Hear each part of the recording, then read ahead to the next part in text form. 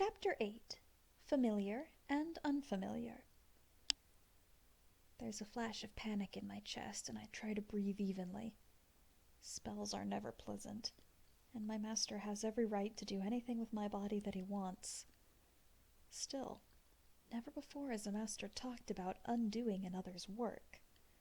Sure, they expressed a distinct displeasure at seeing their pet marked by someone else, but they each left new marks of their own anyway. Okay, Master says to himself as he places the book open next to my body before pulling off the towel. I bite the side of my cheek to stop the urge to beg, stop trying to fruitlessly plead for the meager covering that wouldn't stop anything anyway. It doesn't mean safety. It wasn't true armor. It was comforting to hide behind, but that was only when Master allowed it. He has rights to his property. No flimsy bit of fabric changes that. Still, it was really soft. I try not to look at the direction it's been put aside on the bed. Instead, focus on the ceiling, trying to breathe. I cannot throw up again. I will not. Again, Master traces gently over the lettering in preparation, and I am suddenly even more interested in the soft white ceiling. I fear this gentleness more than any pain that will follow. I don't like the way it will feel when the comfort will be taken away. There's tingling and warmth as Master speaks strangely. It's something else entirely. Magic is happening. Oh, stars! I hear a gasp. It worked! Awesome! That's all the warning I get before my legs are lifted and spread apart. Suddenly, it doesn't matter that his hands are only gently tracing the insides of my thighs. Suddenly, he is the night guard who loved to drink.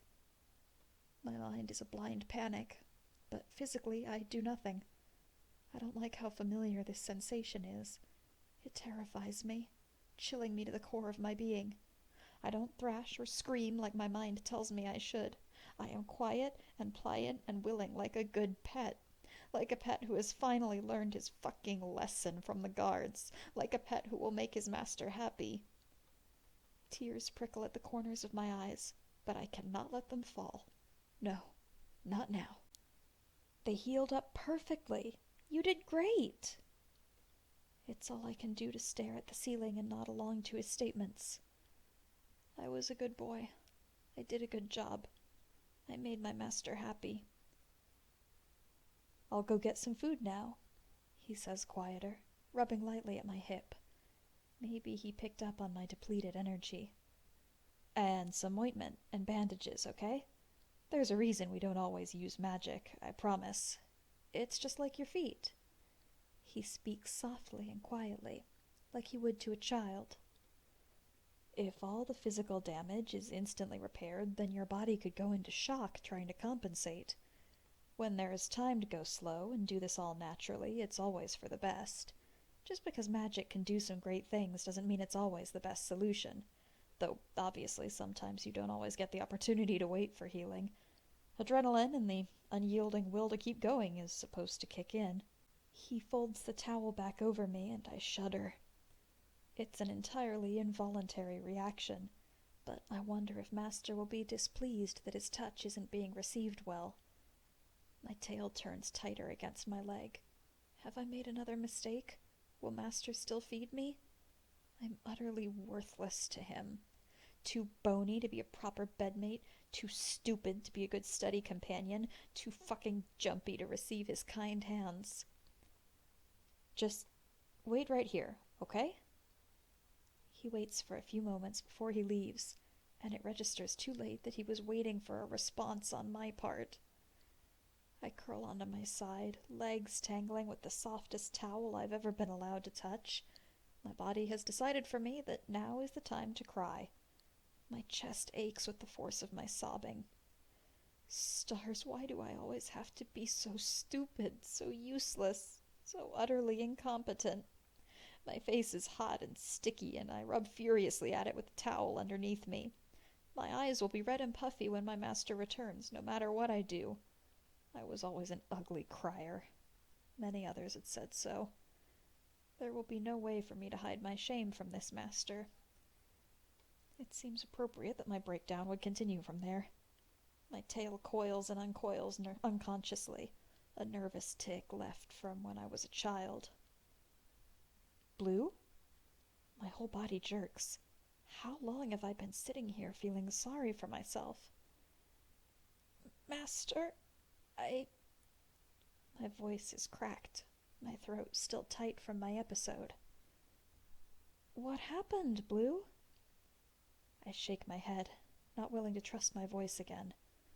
Nothing happened. It was just his stupid, useless pet being even worse than usual.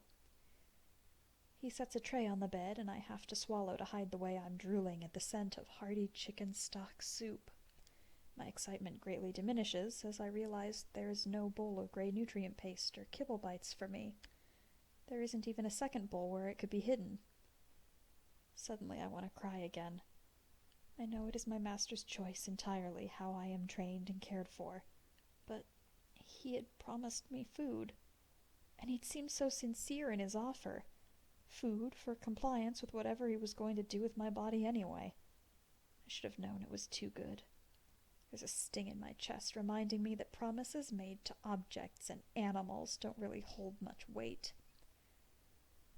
Here. My master takes the steaming bowl and wraps it up in a towel before passing it to me. I stare back, uncomprehending. My master had never had a pet of his own before, but still, he must know the basics of ownership, right? Master? The voice inside me is telling me to take the offered spoon and eat. Consequences be damned. But I have a nagging fear. This isn't proper, and once Master realizes that, who knows what he'll do in retaliation. I summon up my courage. I've never told a master they were wrong before. Master, this isn't right. What's not right? Do you not like chicken noodle? I have some others, I think, but you really should take it slow and start with some soups and broths. Sorry, I figured, well, that you were a cat, that you'd like chicken. My stomach growls at me demandingly, wondering why there is food in front of me, but I'm not eating. Never in my life have I ever been offered table scraps of this quality. I want so badly to eat, but I also want to be a good pet. I am not ever allowed to have this kind of food. It comes out as more of a whisper than I mean it to, as though I am sharing some dark and terrible secret. It's difficult to push the words out of my mouth. This is of a very fresh and good quality. It shouldn't be wasted on the likes of me. Master quirks an eyebrow at that. Well then, what are you supposed to eat? They make a nutrient paste and kibble for my kind, Master. Well, I didn't even know that I was going to be taking a familiar home today. I don't have any of the proper stuff. Would you mind eating stuff like this until I get better situated?